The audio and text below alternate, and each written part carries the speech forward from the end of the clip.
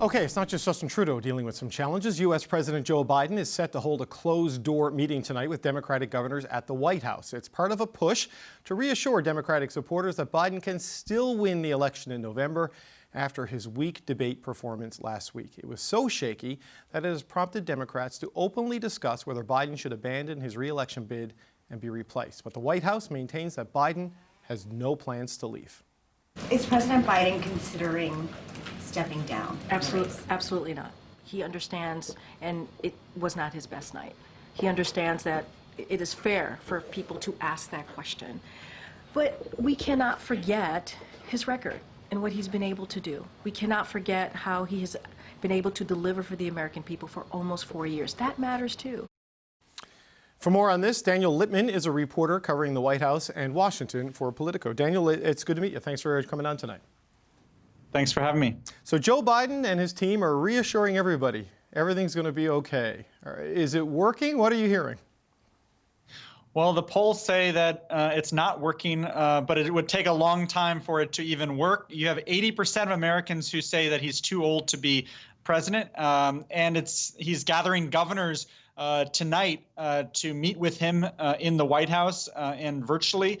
And that's very unusual. The day before the July 4th holiday, for the president to convene governors and say, hey, do I, should I stay in, basically, try to get their support back, because they're worried that he is going to lead to lots of down ballot Democrats to lose as well if the top of the ticket is as weak as he is now.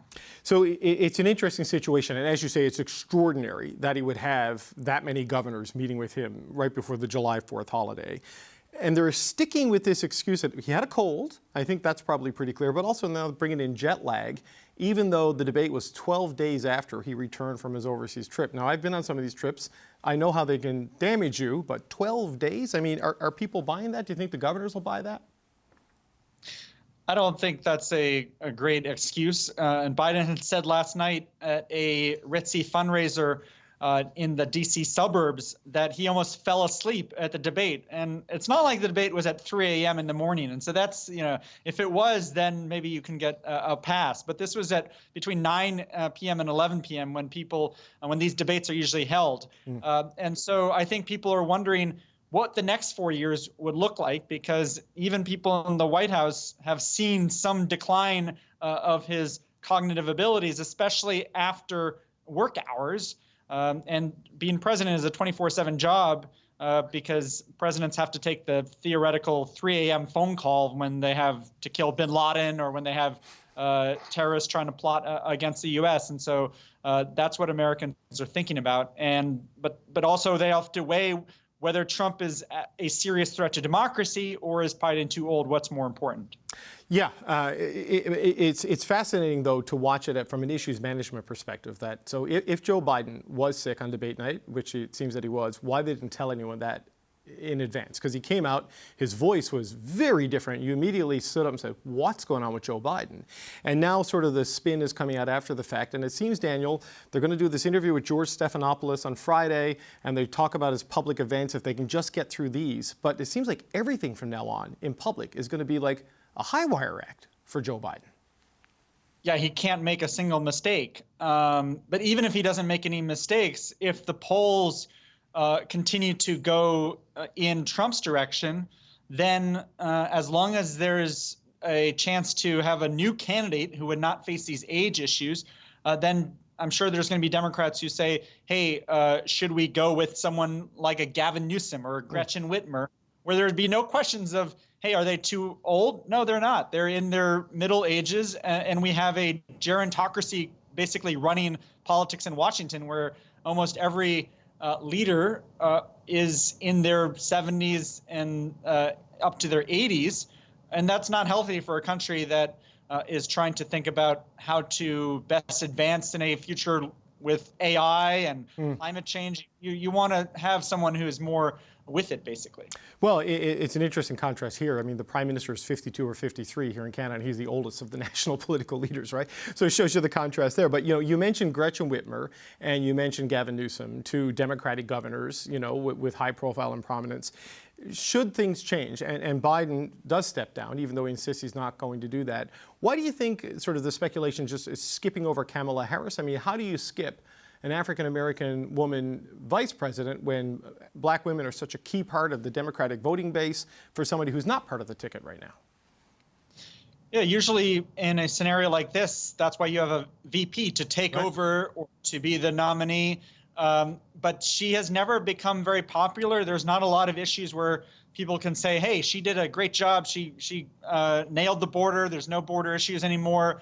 So she's been given a lot of tough issues where it's been hard for her to make a serious impact.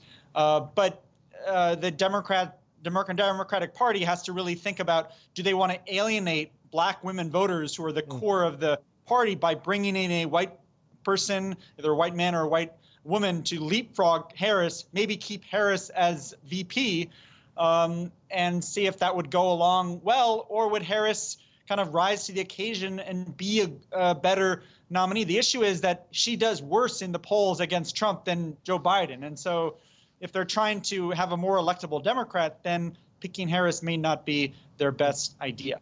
So just to focus on that and the polls, there's been a lot of polling done since the debate last week.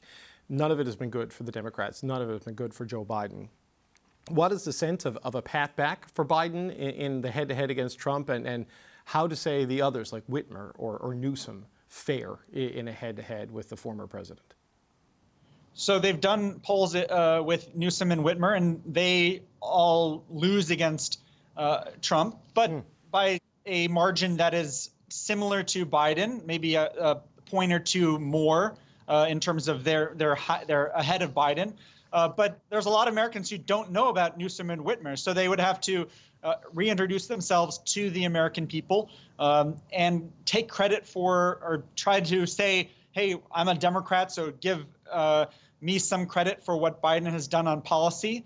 And then the focus would shift more to Trump and what his second term would bring, especially after that Supreme Court ruling that basically unshackled him, and say, hey, he would be basically trying to be a king, and he has promised to be a dictator on day one. They would play those clips and ads as well. And so, and they would probably ask for a lot of debates against Donald Trump in the fall, whereas with Biden, if he stays on the ticket, there's real questions of if he fails in the second debate in September, then what does he pull out then before they print out the absentee ballots, or is it too late? Yeah, Daniel Lippman, the polls are rough for the Democrats. The calendar is getting short. The election's in November. The convention is in August. They're not quite out of time, but we are. I want to thank you for joining me today. It's Daniel Lippman with Politico. Thank you, sir. Thanks.